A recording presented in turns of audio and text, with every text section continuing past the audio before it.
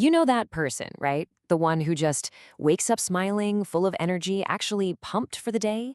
And then, well, there's the rest of us, hitting snooze for the third time, feeling like we've already lost the day before it's even begun. Here's the thing, the difference isn't luck and it's not genetics, it's a blueprint.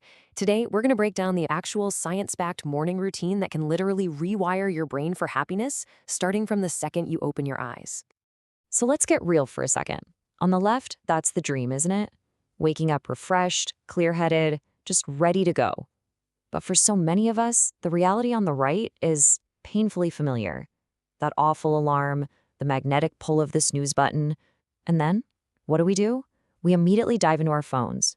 We're scrolling through notifications, work emails, and all the bad news. This cycle doesn't just start your day on the wrong foot, it chemically sets you up for stress from minute one. So how do we break this cycle? Well, it's not about forcing yourself to be a morning person. No. The secret is all in your brain chemistry. That first hour you're awake, it's a critical window where you can intentionally influence the very hormones that decide your mood for the entire day. Let's look at the two key players in this morning battle. First up, let's meet the villain of our story, cortisol. This is your body's built-in alarm system, your main stress hormone. So when you wake up and the very first thing you do is grab your phone, that flood of information, the emails, the news, the social media drama, it causes a massive cortisol spike.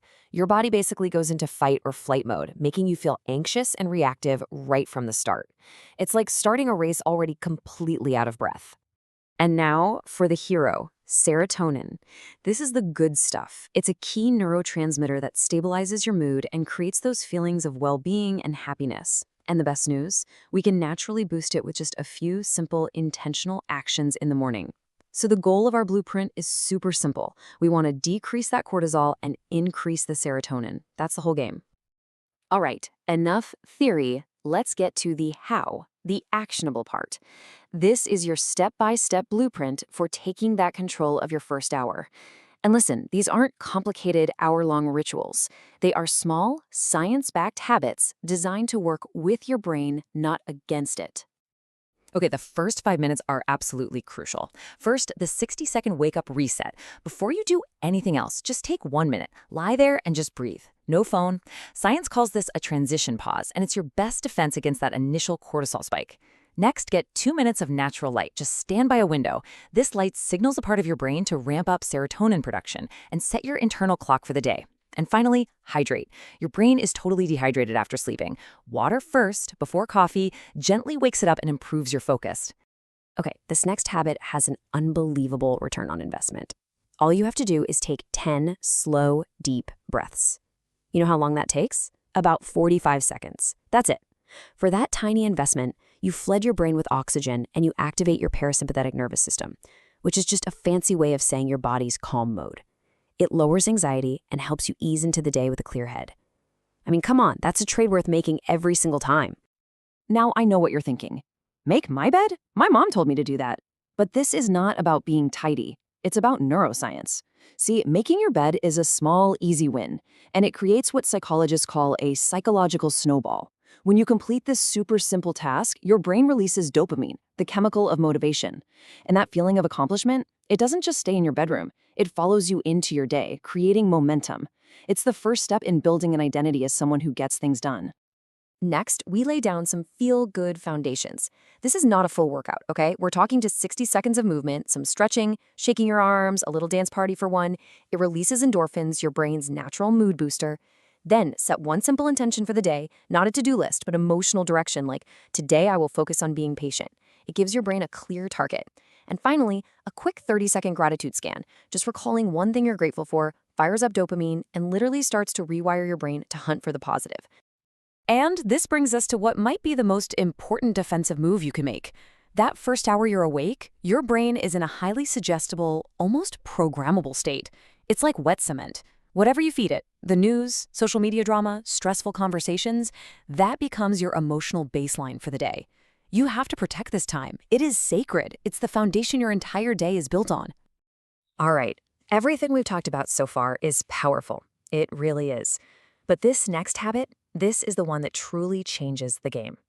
This is the one that rewires your emotional baseline so completely that it makes you resilient to whatever nonsense the day decides to throw at you.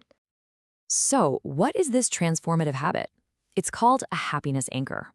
And it's such a simple practice that most people skip it, but for those who adopt it, their whole emotional world can shift. So, what is it? A happiness anchor is one small intentional act that you do every single morning to create a moment of authentic joy.